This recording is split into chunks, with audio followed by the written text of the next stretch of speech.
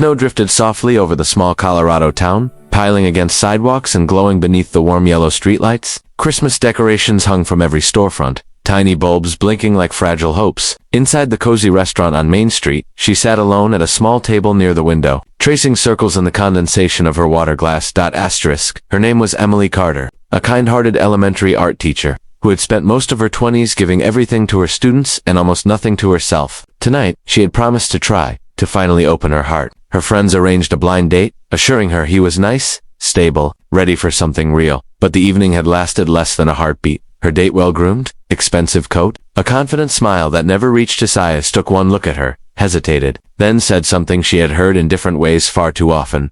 You seem wonderful, but you're not really what I pictured. He didn't stay long enough for dessert. He didn't stay long enough for kindness. He left her with nothing but an apology and the sinking ache of being unwanted during the season.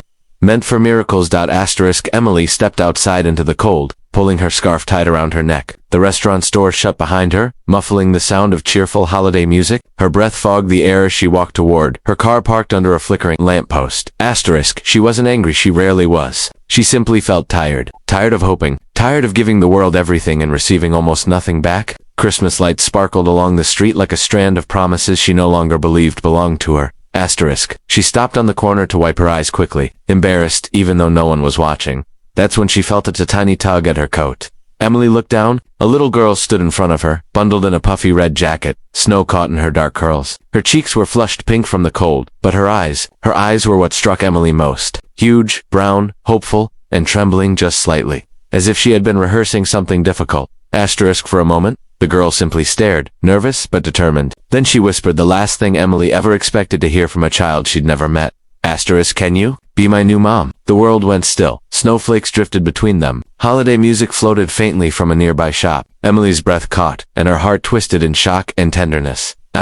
Before she could speak, a man rushed toward them from across the street. He looked somewhere in his early 30s, a bit rugged but gently tied, wearing a worn coat and holding a grocery bag in one hand. Oh my gosh, Hannah, he exclaimed, kneeling to the girl. Honey, you can't just run off like that. He looked up at Emily, mortified. I'm so sorry. She doesn't usually run to strangers. The girl Hannah hid behind his coat, peeking out with shy boldness. Emily knelt down, trying to smile through her surprise. It's okay. She didn't scare me. She just surprised me. The father sighed and touched his daughter's shoulder. What do you say? You need to apologize for but Hannah shook her head, stepping forward again with a determination far too brave for her small frame. I'm sorry, she said softly, but I want a mom, and you look like you'd be a really nice one. Emily felt her throat tighten. Something in the little girl's voice, loneliness, mixed with innocence, felt painfully familiar. The father's expression softened with heartbreak. We lost her mother 3 winters ago, he explained, voice quiet. Christmas is hard for her, for both of us. Emily nodded gently, understanding more than he knew. I'm Emily, she whispered to the girl, and I think you're very brave.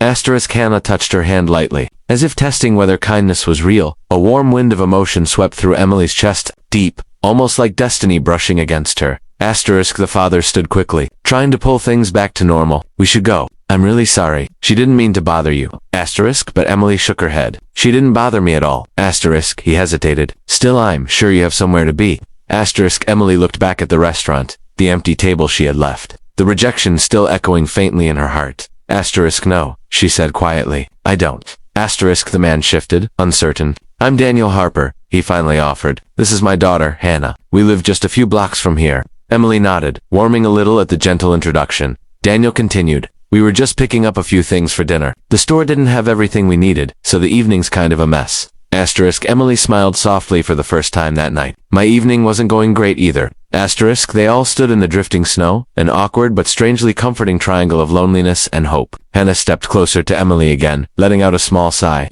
as if simply being near her made the cold hurt less. Daniel cleared his throat. Look, if you're heading home, maybe we could walk you to your car, just to say thank you for being kind. Emily hesitated, not because she didn't want to, her heart was already leaning toward them, but because the moment felt unreal, like stepping into a life she had secretly dreamed of but never believed she'd touch. But then Hannah slipped her mittened hand into Emily's, small and warm, and it felt right. Sure, Emily said softly. I'd like that. They walked together under the falling snow. Daniel carrying his groceries, Emily holding the little girl's hand. Hannah swung their arms gently, humming a Christmas tune under her breath. Asterisk Daniel glanced at Emily with a shy half-smile. Sorry again about the MOM comment. Asterisk Emily squeezed Hannah's hand. It didn't hurt. Not even a little. Asterisk the girl leaned her head against Emily's arm, trusting, peaceful, as if she had finally found something she'd been missing. Asterisk, and as they reached the quiet parking lot, lit by a single glowing street lamp, Emily suddenly realized something. Asterisk, she had stepped out of a failed blind date, straight into the beginning of something that felt a lot like fate.